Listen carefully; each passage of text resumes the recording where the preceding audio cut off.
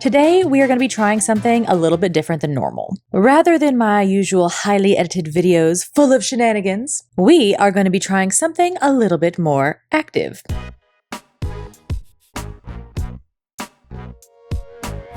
Hello, lovely humans, and welcome or welcome back. For those of you who are new here, hi.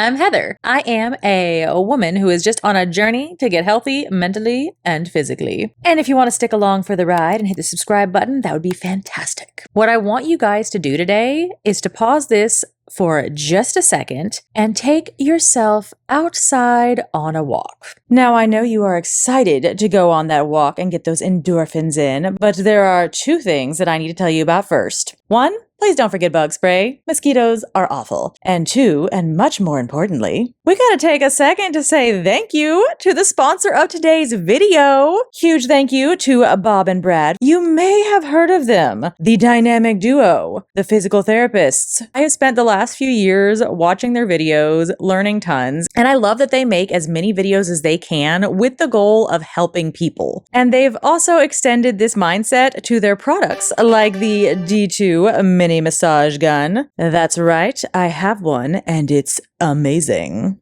Now, this is the actual mini massage gun. It is actually lighter than most of the ones that you would find on the market, which is super handy for your hands so they're not falling off while you're trying to fix your muscles. I was unlucky enough at the gym today to get an absolutely horrendous hamstring cramp, so I was super grateful that this thing was at home waiting for me to fix it when I got back. This is, of course, best when paired with a proper warm-up and a proper cool-down. It can't do all the work, we've got to do some of it. It also is really handy because the arm itself has 6 different positions that you can put it in, as well as having 5 different speeds and 5 different heads that you can trade out. They're very easy to attach and reattach. And this makes it so much easier to actually be able to reach pretty much any muscle that you need to get to, especially those deep ones, because y'all know those are the ones that love to get sore. So as a physical therapist and just, a person who works out, I have used multiple of the massage guns and the mini massage guns over the years. And I can say honestly, without a doubt, this is hands down the best one I have ever used. And on top of that, it is the only thing that I have seen that actually matches up to the quality of what you would find in a physical therapy clinic. And I love that they have made that accessible to the public. There is no gatekeeping. We are sharing it here because it's fabulous.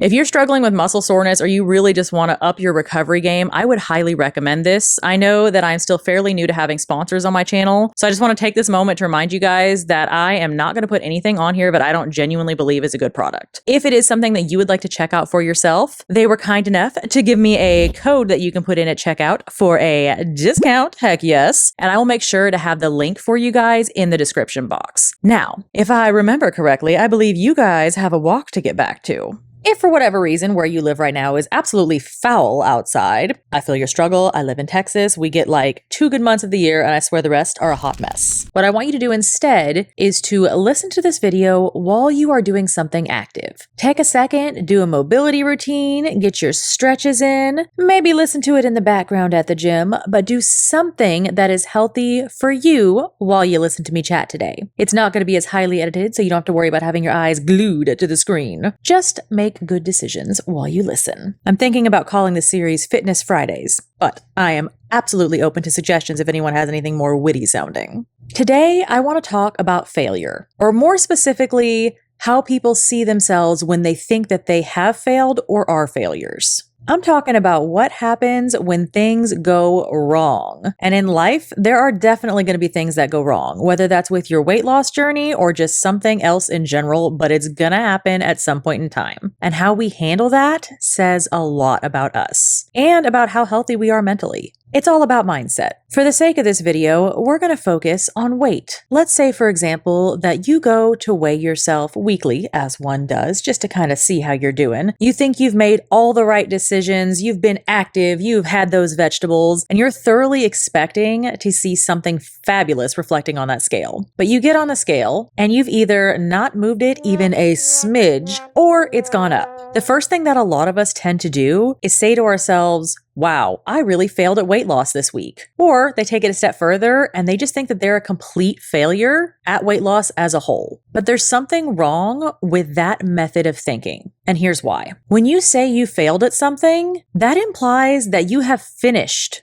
whatever it is, and that is the end result. You're done. That attempt is over. But realistically, that doesn't make sense with weight loss and with a lot of other things in life. So yes, you might have had an absolutely horrendous week with your results. The only way you're failing at weight loss or have failed at weight loss is if you stop, because that implies you are no longer making the effort. If you just have a bad week, that's okay. We all have them. Plateaus happen. Sometimes you forgot to log a couple calories and it really threw you off for the week. Or maybe you were just so stinking exhausted that you just didn't go as hard in the gym as usual and it reflected on the scale. None of that means that you have failed. If anything, you still tried to do the right decisions and healthy behaviors that lead to long sustainable change. Because the whole idea is that, yeah, we're going to get healthy, we're going to reach our goal weight or our fitness goals, and we're going to be super ecstatic about it because we worked our butts off along the way and we knew it was worth it. But none of that is going to happen in just 1 week of results on the scale. Me personally, I have spent my whole dang life getting all kinds around because I have had a terrible relationship with food. If it took me 35 years to get this fat, I am not going to get way less fat in a single week.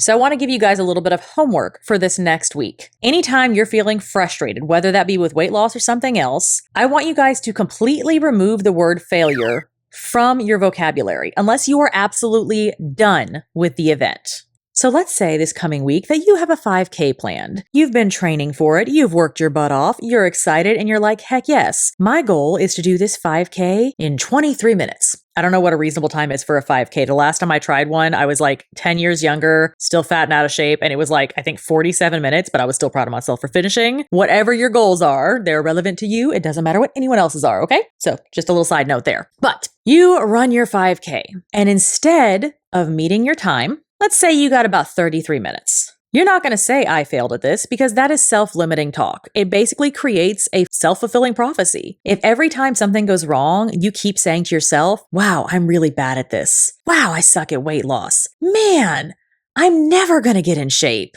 All you're doing is reinforcing the belief that you are never going to accomplish your goals. You're reinforcing the belief that you're not good enough, because that's always that little voice of self-doubt that likes to creep in and make you second guess yourself. And what happens when you second guess yourself all the time? Eventually, you're over it and you decide to stop trying. And y'all, if you never try again, that's the only time it makes sense to say I failed, because the event is done. But the reality is, this health and fitness journey is a whole beast of a lifetime to try to whip into shape. So instead of all that self-limiting talk that makes you believe it and just worms its way into your head, what I want you guys to do is to take a second and think about how you are phrasing it. It's okay to be frustrated. Lord knows I have been plenty frustrated in these last 2 years on my war with weight loss, where sometimes it seems like the weight is winning. So I'm not going to sit there and go, okay, I absolutely suck at 5Ks and I suck at weight loss, because that's not going to benefit anything. But what I want you to do instead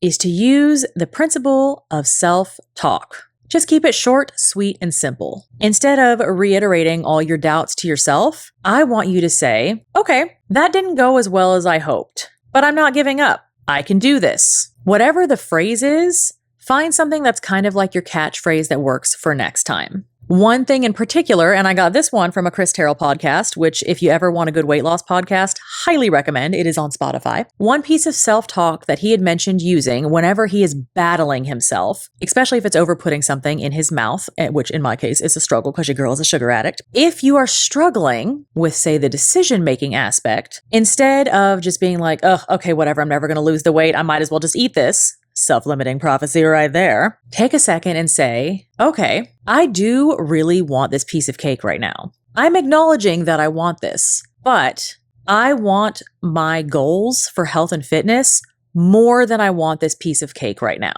That's an example of self-talk, and something that I've also been trying to use lately anytime I'm having some struggles with dessert. So thanks, Chris Terrell, for that one. I want to give you guys a couple of examples here because sometimes it really does help just to have that short, sweet phrase to get it to click in your head. So let's say you get to the end of that 5K. I think I said we did 33 minutes. Forgive me if I'm just making up numbers here, but you get there and you're like, okay, I didn't meet my goal of 22 minutes. That's okay. I'm acknowledging that I haven't met my goal yet. I'm not beating myself up. I'm not quitting, but I know that 33 minutes is better than the 47 minutes that I did the first time I started this. I am making progress. I'm going to continue making progress, and I'm not going to give up because I know that I can do this, and I know that my health is worth it to be strong enough to carry my body as fast as I want to go through that finish line. Self-care isn't a magic cure-all, but it is something that has definitely helped me a lot over the years, so I really wanted to make sure to share that with you guys. It is also something that can help to reframe that mindset so you're not always so negative. Because when you're negative with yourself all the time,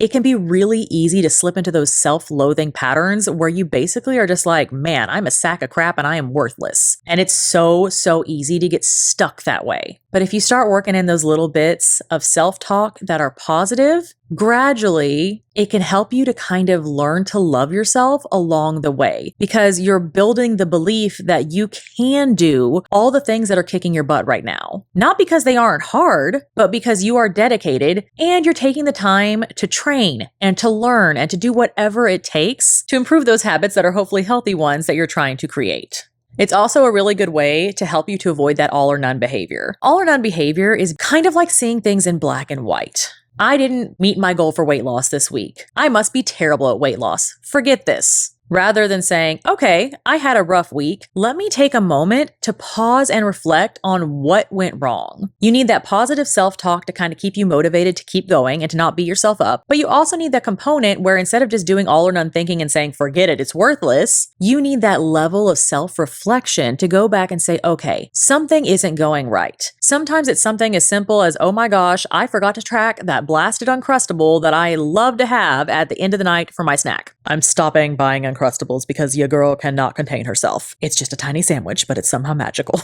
But I recognize that it was a problem, and I am dedicated to continuing to create healthier, sustainable habits. There we go with that positive self-talk. I want to make sure that I'm sending you guys home or, back to your couch, depending on where you are right now, with some sort of action plan for the next week. Because no matter how much content you consume for motivation, for weight loss or health or fitness, if you aren't turning those into actionable steps, then you're most likely just going to keep making the same mistakes. So I want you guys to just take a second whenever you're done with this walk or bike or stretch or whatever it is you're doing right now. And props to you for getting active. I love it. That's what we're promoting on this channel. We're going to be active and fabulous. But whenever you are done, I want you to take a second to just find a piece of scratch paper. And I want you to think really hard about whatever it is that you have been trying to achieve recently. It doesn't have to be weight or fitness related, but make it something to where you feel like you have gotten kind of stuck or where you have just not had the best attitude with it. Once you figured out what that is, I want you to take a second and I want you to write down all the crappy thoughts that you've been having. I'm talking about all those, oh my gosh, I'm a failure, I'm never going to get this. All of those cruddy thoughts. Get them out of your system and then take a nice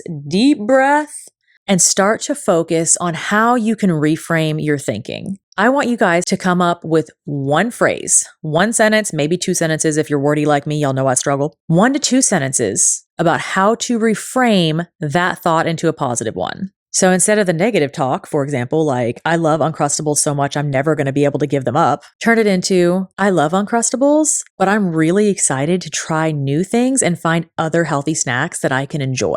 It can be a super short sentence. Whatever you can say over and over again to make things feel better. This whole video might sound like a whole lot of examples, but I know that for me personally, sometimes it helps to have all sorts of different ones, just to have different ideas on the phrasing, because what clicks for some does not always click for others. So here is one last example of self-talk that I have been using in the last few weeks and an action plan to go with it. I tend to get really upset because I have obsessive compulsive disorder and struggle really hard to not pick at my face. It's really easy for me to be negative and just say, I hate my skin. It's a sack of crap. And don't get me wrong, some days that still slips out of my mouth. But I've been trying to rephrase that. So when I'm driving in the car and the urge to pick is there because I really only have one hand on the steering wheel, if we're being honest. So I say to myself, my skin looks good today. I don't need to touch my face. And sometimes I have been through 10 signal lights in a row and said to myself about 157 times, I don't need to touch my face. It is not a magical process, and some days I'm gonna arrive home with my face looking shredded. That's where the action plan comes in, because you want to combo self-talk with your action.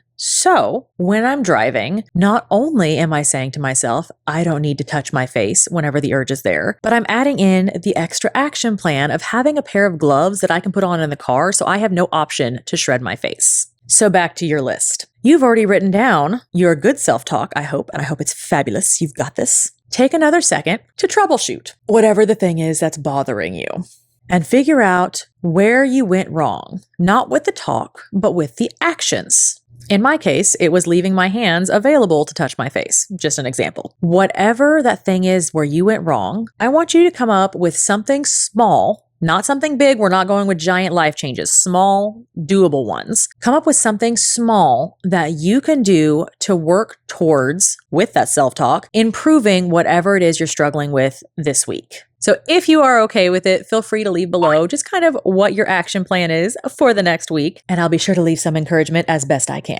So how'd your walk go? You guys feeling a little more energized? You feeling proud of yourselves because you did something healthy? I hope so, because you're making good strides already, and I am really happy for you. This is definitely a little bit more unusual than what I would normally do. I guess we'll call it our walk and talk fitness page or something. I would love to know below if this is something that you guys enjoy, where it's a little bit more on the motivational but with an action plan side of things, where we just kind of hang out and talk while you guys get healthier. I also am going to get healthier later. I just didn't want to jostle the camera all around and make everybody dizzy while I'm walking and talking, because it would look like this and it would just be a whole mess. So let me know what you think of this below. If you hate it, I might not do a lot more, but if it's something that someone found beneficial, please let me know, because although I am absolutely trying to get healthy for me, I want to make sure that I'm helping you guys on your journeys as much as I possibly can. So if you enjoyed this, please make sure to leave a like below. Make sure to comment and tell me how it went for you. And I will see you absolutely lovely humans in the next one. Bye bye.